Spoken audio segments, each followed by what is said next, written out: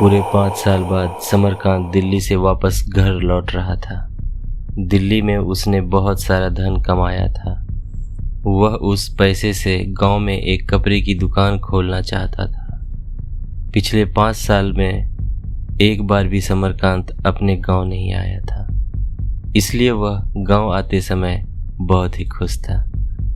उसकी ट्रेन रात 12 बजे स्टेशन पहुंचने वाली थी। रात 12 बजे स्टेशन से गांव जाने का कोई साधन नहीं रहने के कारण समरकांत स्टेशन पर ही रुकने का निर्णय लिया। स्टेशन का माहौल बहुत ही शांत था। उसने सोचा रात होने की वजह से शायद ऐसा हो,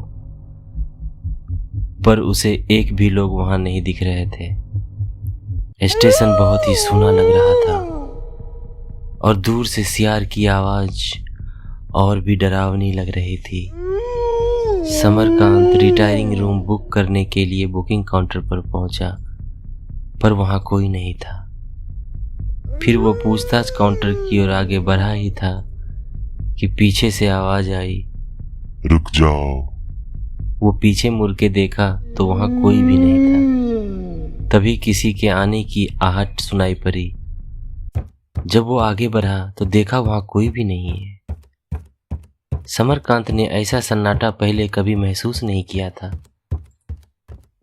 समरकांत सारे स्टेशन छान मारा, उसे कोई भी नहीं दिखाई दिया। तभी उसे दूर से मंत्र जाप की आवाज सुनाई पड़ी। वो उस ओर आगे बढ़ने लगा। उसे दूर एक कोने में कोई दिखा। जब वो पास गया तो वह रामू काका थे, जिसे वह बचपन से ही जानता था। रामू काका वहां स्टेशन गार्ड थे। समरकांत देखता है कि रामू काका आंखें बंद करके हनुमान चालीसा का जाप कर रहा है। काका, क्या बात है? यहाँ कोई दिखाई नहीं दे रहा है। चारों ओर सन्नाटा ही सन्नाटा है। मैं रात के लिए रूम बुक करने गया था, पर वहाँ काउंटर पे भी कोई नहीं मिला। बेटा, आज के दिन पिछले कई सालों से कोई न कोई हादसा होता है। लगता है बहुत दिन बाद आए हो। तुम्हारा यहाँ रुकना ठीक नहीं होगा।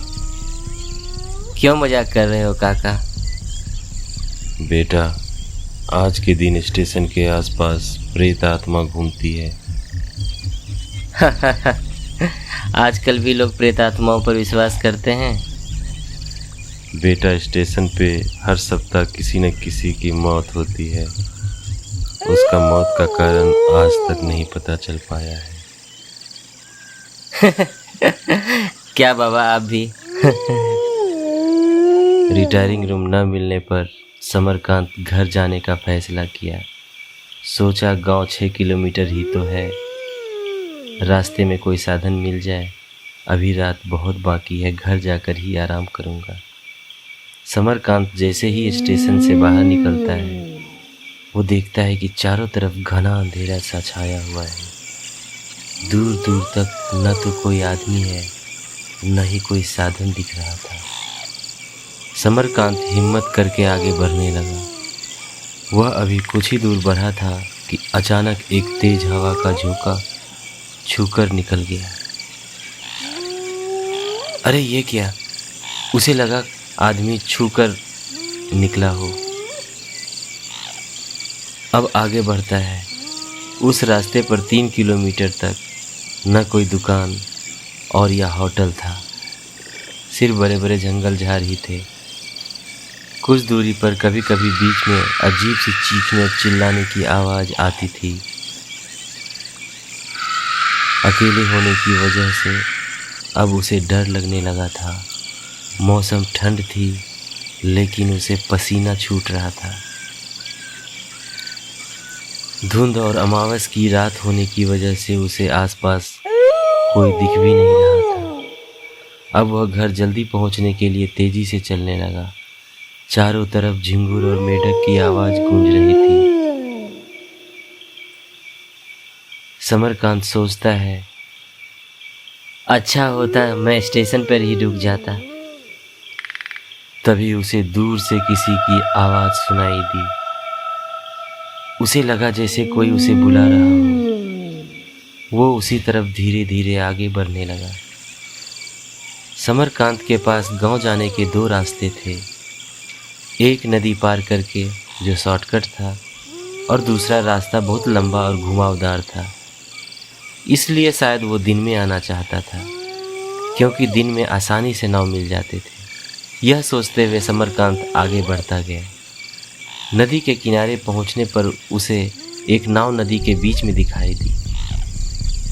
भगवान का लाख लाख शुक्र है, पिछले जन्म में मैंने जरूर कोई पुण्य किया होगा। और इस जन्म में? तुमने कुछ कहा? नहीं तो। क्या उस पार ले चलोगे?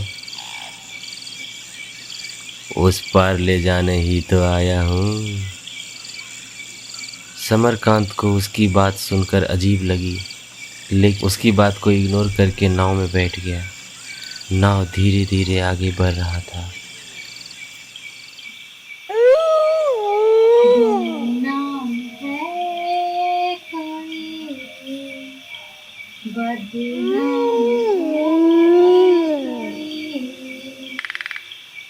गाने की आवाज दूर से आती है। समरकांत डर जाता है और नाविक से पूछता है, इतनी रात में ये गाना कौन गा रहा है?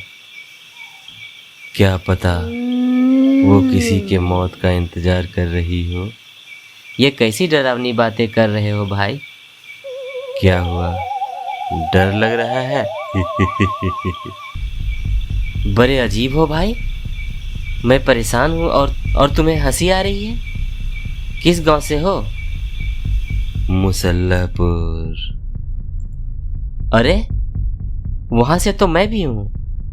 क्या नाम है तुम्हारा और किस टोले में रहते हो? 5 साल पहले मुझे लोग अभिनव के नाम से जानते थे और मैं सामने वाले बरगद के पेड़ पे रहता हूँ।